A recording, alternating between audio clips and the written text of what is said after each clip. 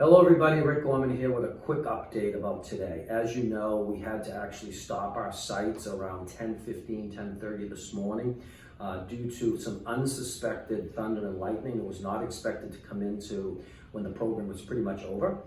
It was handled very well. We got our sports and rec kids out early on their bikes and walking home and pick up with rides very quickly. Drummond and Sargent rode it out a little bit before we actually got the thunder and lightning and the rain. And then we actually brought them inside. And when we brought them inside, we obviously needed to get in touch with parents. We sent out emails, mass email, and we also sent it out on social media. And it took us probably about 45 minutes to get all of the kids out safely. Applaud big time to our parents. You guys handled this great. Came in, signed out the kids, took home a number of kids that they were supposed to take home, and it was pretty smooth. Seemed a little chaotic, but it was actually pretty smooth. We will work on a little bit with some traffic stuff at Drummond. Sargent actually worked really well. Big shout out to my staff for taking care of this and doing a really nice job.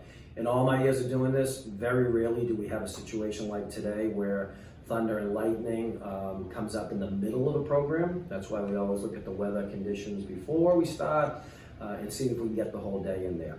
And hopefully we won't have many more days like this at all, especially this year, which are under so many restrictions. As you know, in a storm like this in the past, we would have brought the kids in, had programs inside, and then obviously gone back outside when the sun came back out, which it did around 11:30 this morning. COVID-19 actually prohibits us from having that many kids in the building for a long period of time. And obviously with the lack of space, we had to keep the coverts separate, and it actually worked out pretty well. But again, in the old days, we would have been able to handle that. We cannot do that now. We're under many restrictions, state guidelines and local guidelines. So we're gonna have to ask parents. You're gonna have to roll with us on this. You're gonna have to make some arrangements. We are sending out an email right now. Demi worked with our IT department all afternoon to set out a rave robocall. So if we do have a situation like this now, you will get a rave robocall which says come and pick up your child, and we'll go from there.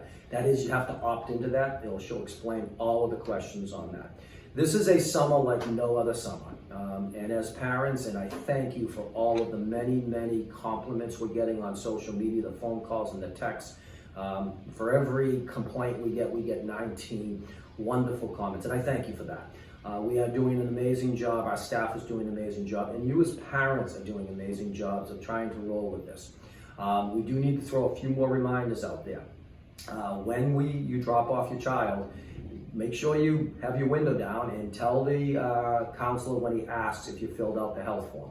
We're about 98% doing a great job with that, but continue to do that because we're not technically allowed the person outside the car until you've said you filled out that health form. And then obviously we check and balance with our Google Sheet, which actually has all that information on. So please do that. Had a few kids today that forgot their masks. Obviously that's why we have extra masks here. So we immediately got kids masks, but please do not forget to bring those masks every day. An amazing shout out to the nurses, the town nurses affected with our program. Lauren McDonald is working directly with all of our sites. Cheryl Barzak has been involved from the school aspect, and obviously our town nurse, Carolyn Ibbotson. 3 amazing superheroes that are helping us. This is the safest program. We're doing a phenomenal job following all of the guidelines, and I cannot say enough about them. So thank you again. We are following, as I said, all the guidelines. I have no problem taking any phone calls or questions that people have, but I do ask people who don't know about our program to not call and send an email unless you know the actual guidelines and what our guidelines are, because it's very specific, and we are following all those guidelines to a T. I am so proud of our high school and college kids. I am so proud of our kids, which people haven't given enough credit for, that are handling all these guidelines with a smile, and kids are having fun, and they're wearing masks. So all those people that think kids can't wear masks, they are extremely resilient, and they're doing the masks in 95-degree weather. So kudos to all of that. So I just want to ask people to continue to support what we're doing here. We're in navigating waters like everybody else is, and it's really going well. And yeah, there's some hiccups here and there, but I am proud of everybody from my staff to the community on this. So let's just keep working together so our kids can have the best days. We work on this as a one-day thing. We look at, can we get through today? Can we get through tomorrow? So as we say every day, today we're 2 weeks through plus 2 days, and tomorrow, after tomorrow, we got 3 weeks and 3 days left, and that's basically how we look at that. So again, thank you for all of our support that we're getting from you guys. Keep working with us. I'm glad your kids are having fun, and I want to end with Maureen, who actually sent on North End of Vermont today a beautiful poem about basically our counselors and what that experience like. I've been reading all the responses to it, pretty emotional.